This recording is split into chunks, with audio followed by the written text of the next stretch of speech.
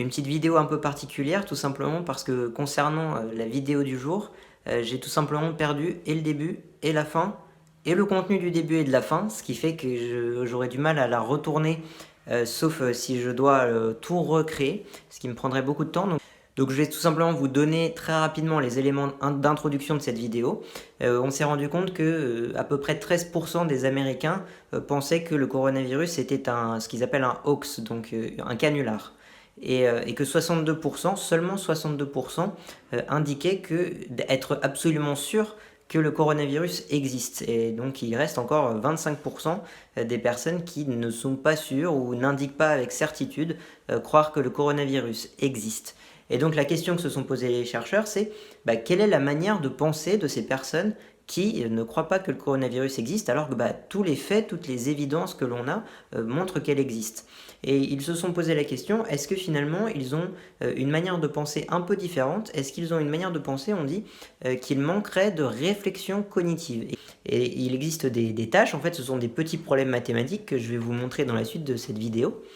Et c'est en mesurant le lien entre ces tâches mathématiques et la croyance que le coronavirus est un canular que les chercheurs se sont rendus compte qu'il y avait effectivement un lien et que donc il fallait peut-être aller investiguer de ce côté-là. Et donc je vous retrouve juste après cette vidéo pour vous parler de la conclusion. On a proposé aux participants un certain nombre de questions, un certain nombre de problèmes mathématiques. En fait, il y avait exactement 7 problèmes et je vais vous en présenter 3. Le premier, qui est le plus connu, c'est celui de la batte et de la balle.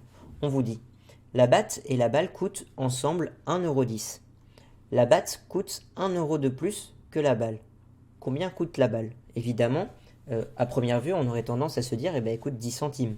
1,10 €, il y a 1 €, et bien l'autre devrait coûter 10 centimes.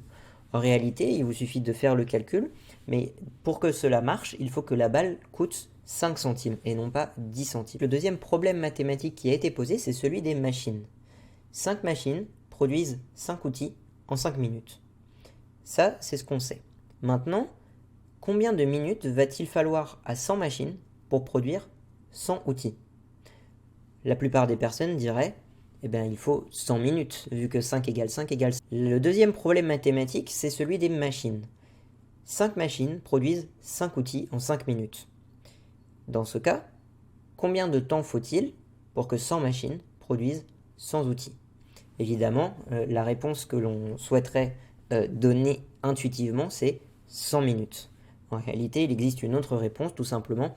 Si 5 machines produisent 5 outils en 5 minutes, ça signifie qu'une machine produit un outil en 5 minutes et que donc 100 machines produisent 100 outils en 5 minutes aussi. Et enfin, sur ces 7 problèmes mathématiques, je vous propose le troisième, celui du nénuphar.